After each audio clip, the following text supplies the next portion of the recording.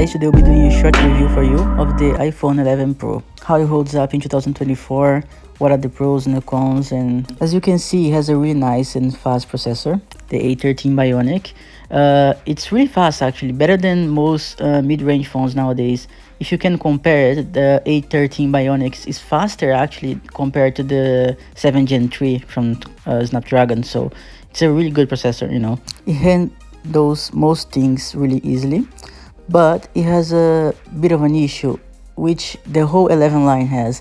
It warms up quite a bit when you're using it, especially if you live in a warm country, you know. Even myself living in the UK, it's a cold country, the 11 Pro gets quite warm, you know. Not at the point that you're getting uncomfortable in your hands or that the phone slows down or anything. So the performance is still pretty fast, you know. It doesn't throttle, but it's a bit uncomfortable, you know. So, you know, that's a bit of an annoyance. And it's a chronic problem from this line, I think, because the 10s Max from 1 year earlier with the A12 Bionic doesn't have this heating issue. But anyways, still a really fast processor, you know. As you can see, it doesn't slow down at all. You can do multiple things at once. You can watch videos, you know, while you browse the web or the social media or whatever. It doesn't slow down at all. You can play games, but I don't really play games that much, so I won't be showing games here. But as you can see, it doesn't slow down at all, you know. It's pretty fast. Even being a 60 Hz screen, as you can see, it's pretty smooth, you know. I like how Apple does things, you know.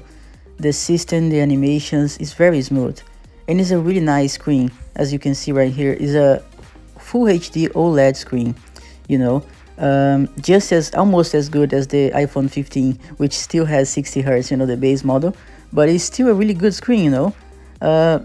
No complaints at all apart from the 60 Hz, but it's pretty smooth even for a 60 Hz, you know.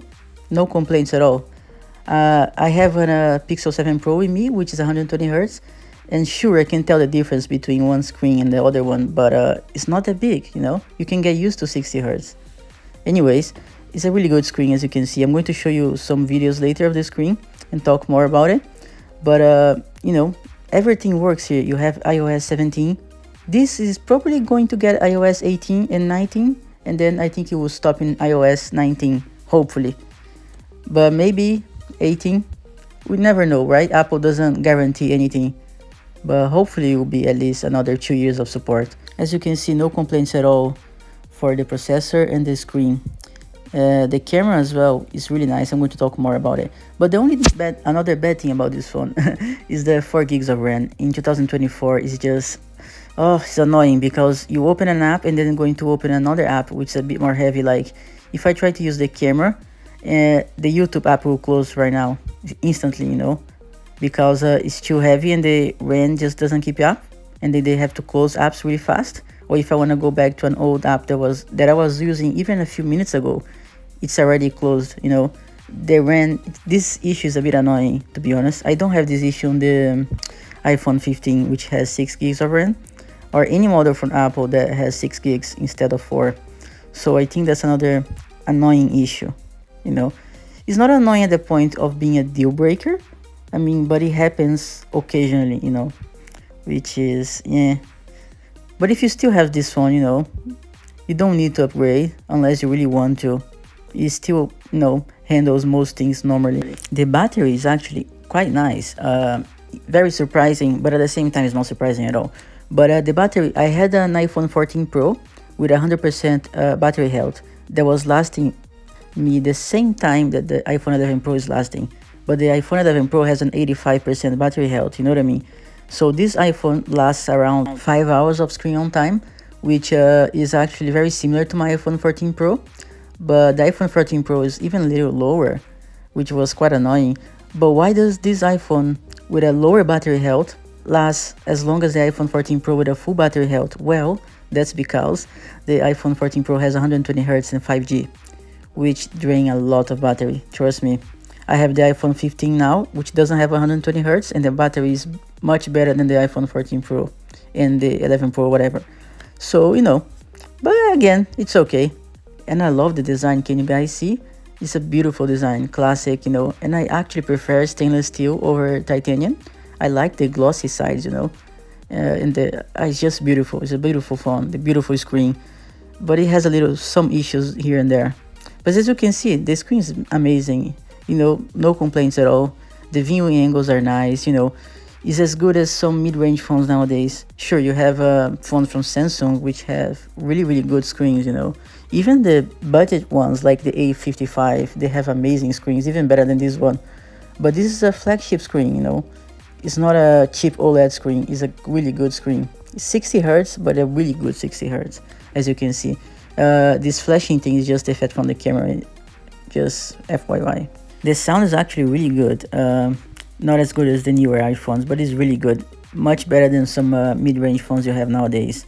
And the quality of the screen, as you can see, it's really nice. You can see pixels, it's just great. It's slightly better than Full HD, right? So it should be Full HD Plus actually. As you can see, for like normal activities, you don't encounter too much the issue of apps closing, but only when you use more heavier apps like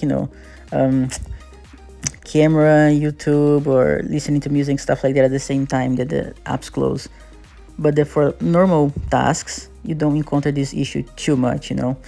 But as I can tell you, there are better options at this price range. For slightly more, you can get an iPhone 12 Pro, 12 Pro Max, which are gonna be phones that are better in all aspects compared to this phone. Apart from the battery, that's it. But anyways, it's a really good phone. If you have it right now, I would recommend you to either upgrade to the 15 or just wait to the 16. It's not worth upgrading for a older phone apart from the 15. As you can see, the camera is a really strong point of this phone. It has loads of nice features, 4K 60 frames per second, portrait mode, even in low light, it works pretty well. Light mode on the main and the zoom camera. But the ultra wide camera is actually really weak, which is the only bad point about this phone. But it has the complete kit for the iPhone. The main ultra wide and zoom cameras. The zoom camera is actually even better than some newer iPhones because it has an f2 aperture, while the newer iPhones, some have even f2.8, which is worse for low light and bokeh. Anyways, let me show you some pictures that I took with this phone. As you can see, look at that. This is a portrait shot. Look how great it is. Look at the details.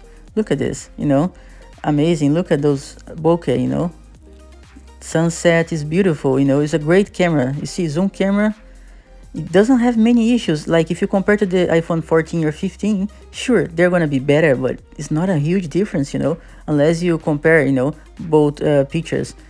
Look at that zoom camera. Look at this.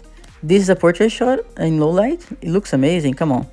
You see, low light as well, light mode, So I think this camera does 90% of what the iPhone 15 Pro and Pro Max cameras do in terms of photos. In terms of video, is a much bigger difference actually.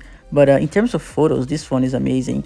As you can see, no complaints at all. In terms of videos, the videos in low light especially are not very good because the main sensor is actually quite small compared to the newer ones. But and you have on the newer iPhones the cinematic mode and other cool things, and RAW mode as well. But in general, the cameras are really good, apart from the ultra wide, which is really soft and doesn't have night mode. So if you don't use the ultra wide too much, it's okay. Look, this was with the ultra wide. It's okay, but it's a bit soft. Look, that's the portrait mode. Really nice, realistic bokeh. You see this? It doesn't have RAW, but look at that. Looks great. If you know what you're doing, it looks great. You see?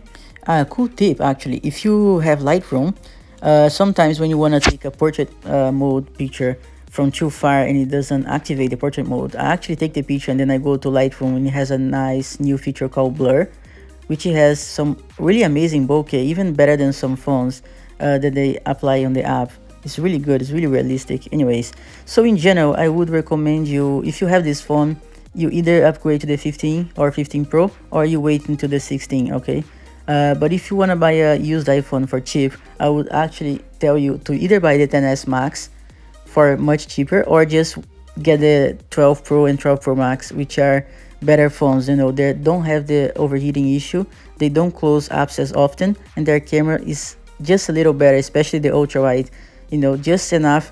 And you have MagSafe as well, so you have the whole complete package on those newer phones. This phone doesn't have MagSafe, which I actually use quite a lot nowadays, which is surprising.